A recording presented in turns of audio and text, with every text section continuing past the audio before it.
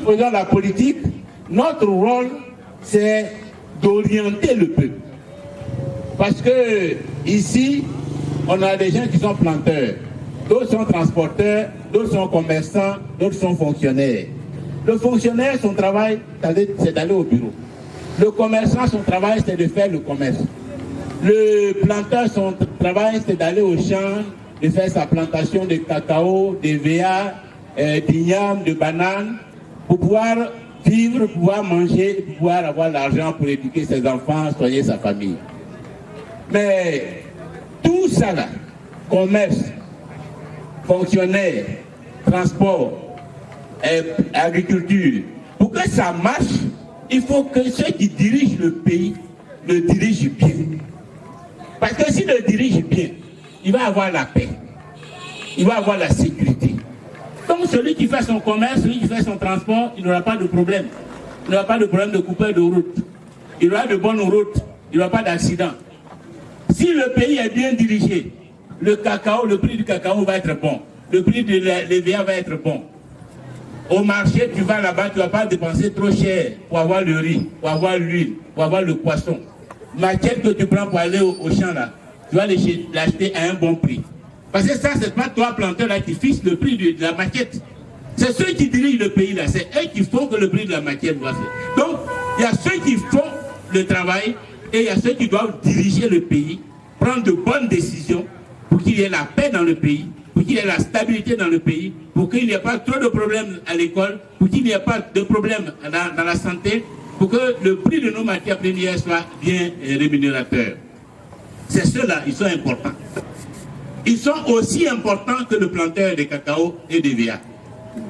Parce que si lui, il ne fait pas bien son travail, toi, ton travail que tu fais là, tu te fatigues pour rien.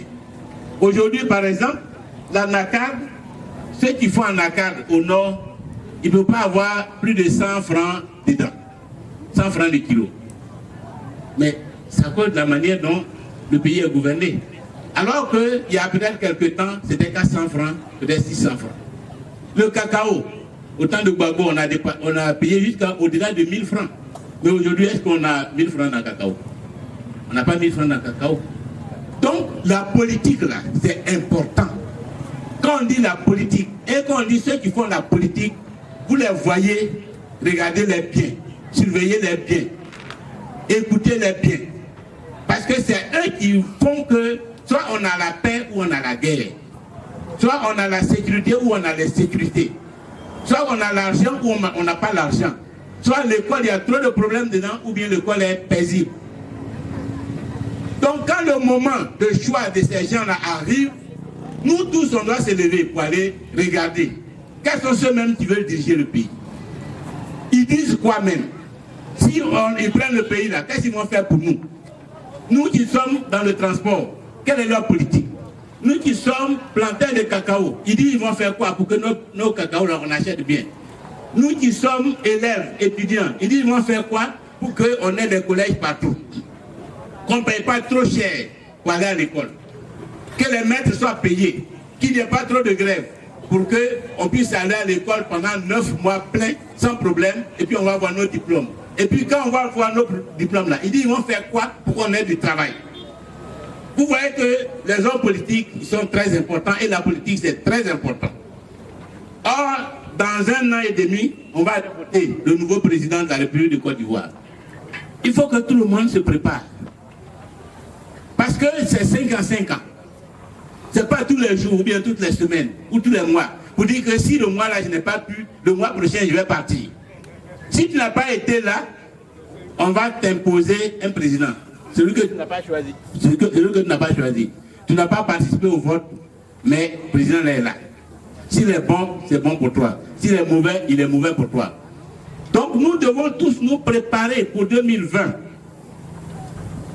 Nous qui pleurons aujourd'hui, nous devons nous préparer pour 2020.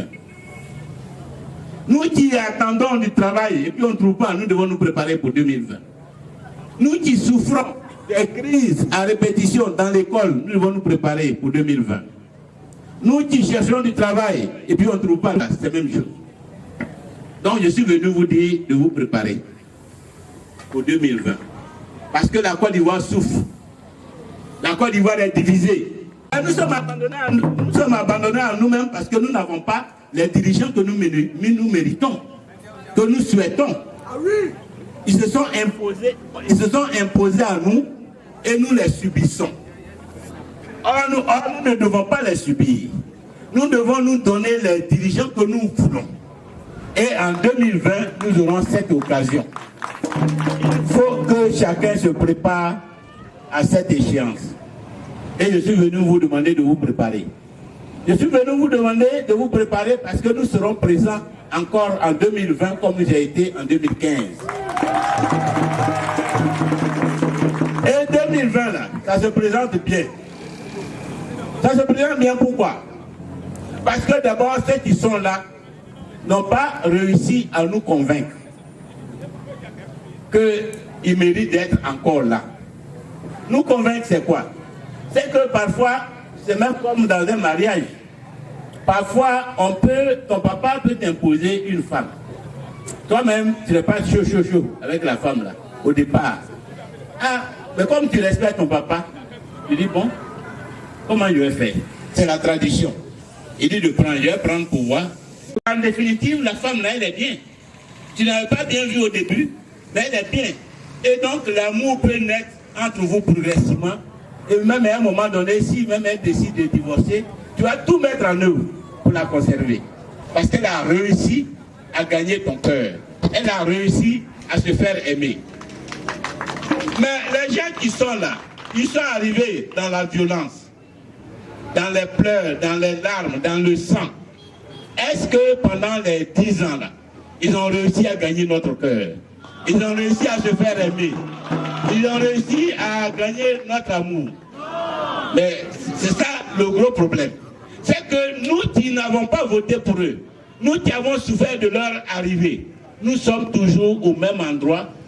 Ils n'ont pas réussi à nous convaincre, à nous persuader, à nous séduire, à nous attirer vers eux. Donc nous sommes toujours là et nous attendons. Et ça, c'est un avantage pour nous qui cherchons le pouvoir. C'est un handicap pour eux qui sont au pouvoir. Mais même plus grave, dans leur propre camp, il y a beaucoup d'insatisfaction, beaucoup de frustration, beaucoup d'humiliation. D'abord, ceux-mêmes qui ont voté pour eux, certains même qui ont pris les armes pour eux, aujourd'hui, ils sont tous découragés. Ils sont tous fatigués. Vous savez bien que dans leur sein, aujourd'hui, Soro Diom n'est plus en phase avec Ouattara, que c'est gâté entre eux. Or, ils étaient ensemble en 2010. Donc déjà, Ouattara a perdu Soro Diom. Deuxièmement, Ouattara a perdu Henri Konan Bédié. Puis en 2010, c'est Henri Konan Bédié aussi qui l'a aidé, qui a appelé pour lui. Et même en 2015, Henri Konan Bédié lui a dit encore, appel de Daoukro, votez pour Ouattara. Aujourd'hui, c'est gâté entre Ouattara et Bédié. Et Bédié dit même qu'il regrette d'avoir aidé Ouattara à devenir président.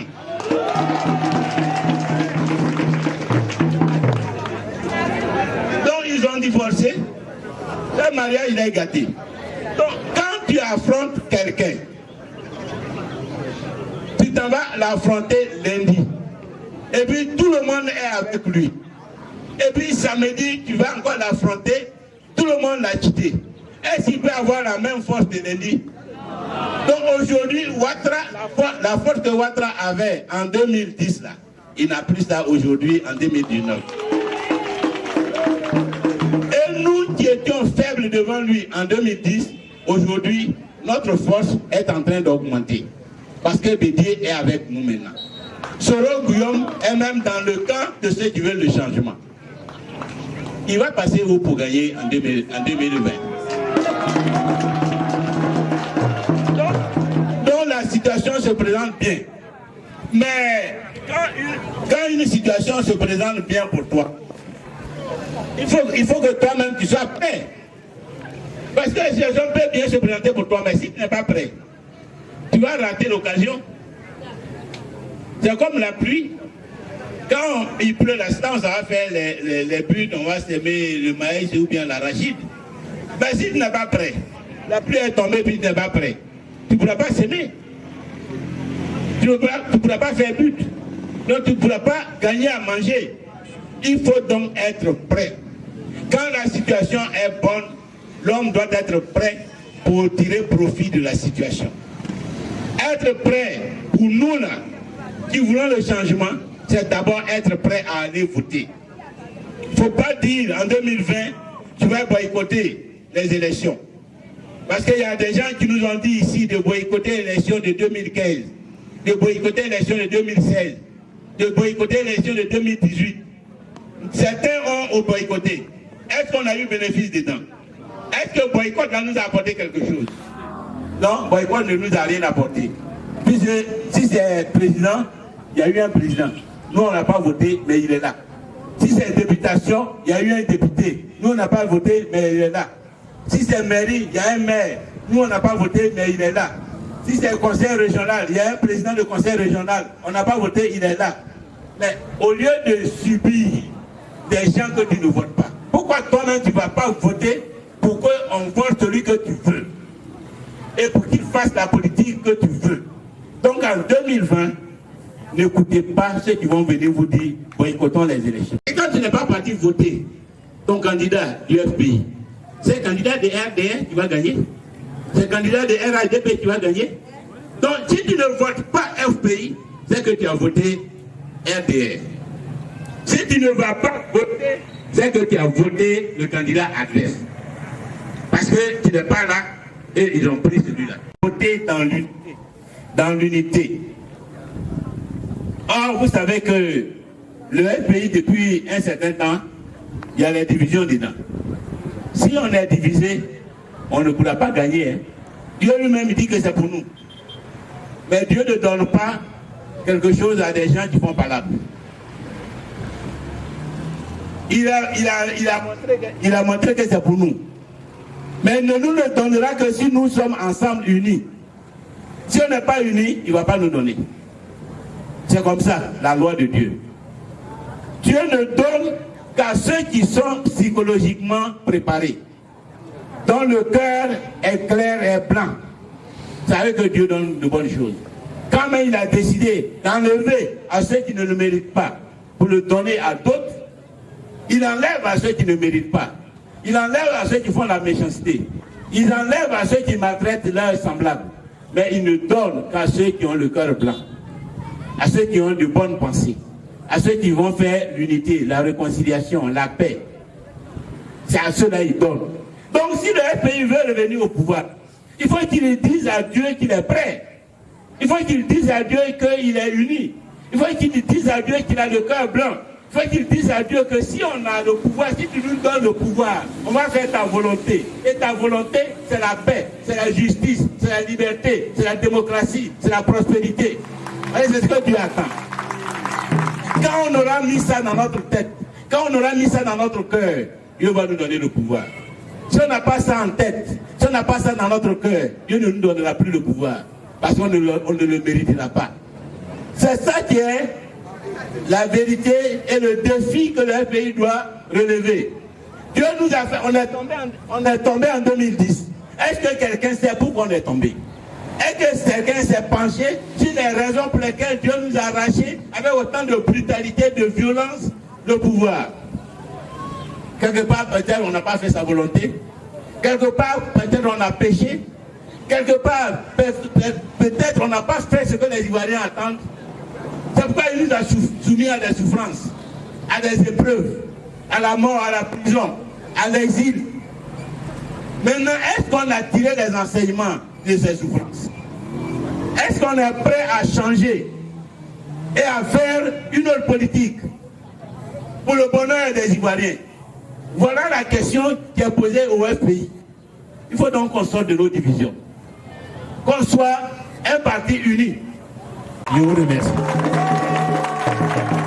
Merci que président Fingue Sabayo tu as bon chez Mouna. À quoi vous avez fait soit?